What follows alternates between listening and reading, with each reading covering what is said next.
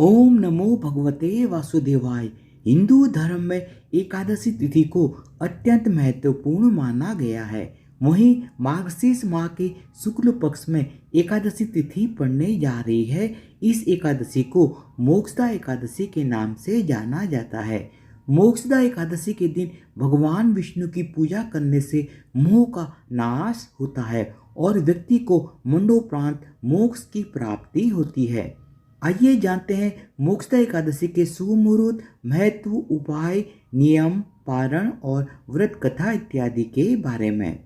मार्गशीर्ष माह के शुक्ल पक्ष में पड़ने वाली मोक्षदा एकादशी का शुभारंभ 3 दिसंबर 2022 दिन शनिवार को सुबह 5:39 पर हो रहा है। वहीं इसका समापन 4 दिसंबर 2022 दिन रविवार को सुबह 5:34 पर होगा। ऐसे में उदया तिथि के अनुसार मोक्षदा एकादशी का व्रत 3 दिसंबर 2022 दिन शनिवार को रखा जाएगा। माना जाता है कि मोक्षदा एकादशी के दिन भगवान विष्णु की पूजा करने से न सिर्फ मोह का नाश होता है बल्कि व्यक्ति को मोक्ष और भगवान विष्णु के धाम वैकुंठ की प्राप्ति होती है। मोक्षदा एकादशी के दिन भगवान विष्णु की पूजा करने से माँ लक्ष्मी की भी कृपा प्राप्त होती है।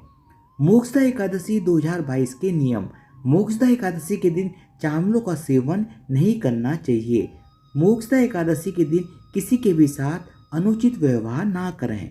मोक्षदा एकादशी के दिन भूलकर भी तामसिक भोजन ना खाएं। मोक्षदा एकादशी के दिन किसी भी जीव जंतु को परेशान ना करें।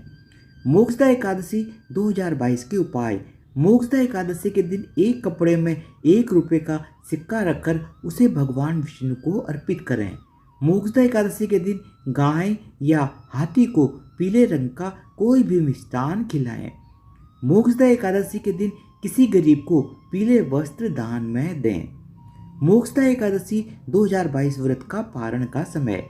एकादशी का व्रत का पारण हमेशा द्वादशी तिथि को ही करना चाहिए। ऐसे में 4 दिसंबर को दोपहर 1:20 से दोपहर के 3:27 के बीच में व्रत का पारण किया जा सकता है।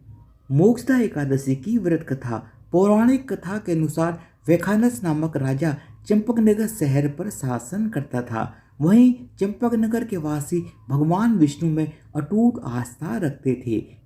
एक रात राजा को एक भयानक सपना आया कि उनके पिता को यमलोक में यातनाएं दी जा रही हैं। इस विचित्र सपने के संबंध में राजा ने अपने मंत्रियों की सभा बुलाई और उन्हें अपने सपने के विषय में बताया। साथ ही सभी मंत्रियों से अपने पिता की मुक्ति का उपाय बताने के लिए कहा।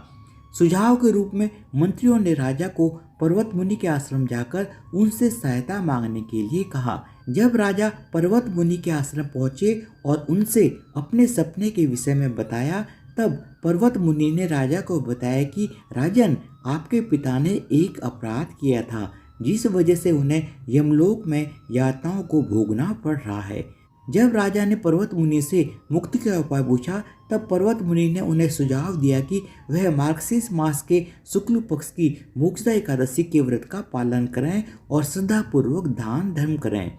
इस दिन उपवास रखने से पितरों को यमलोक से मुक्ति मिल जाती है और उन्हें मोक्ष की प्राप्ति होती है। पर्वत मुनि के सुझाव का पालन करते हुए राजा ने मोक्षदा एकादशी व्रत का पालन किया और दान धर्म किया। इसके परिणाम स्वरूप राजा के सभी पूर्वज जो यमलोक में यातनाएं भोग रहे थे उन्हें मुक्ति मिल गई और सभी जीवन मृत्यु के चक्र से मुक्त हो गए।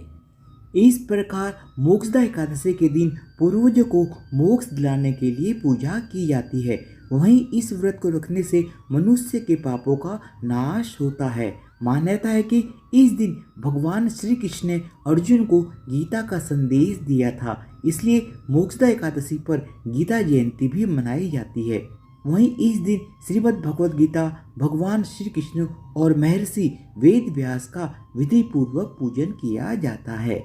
धन्यवाद।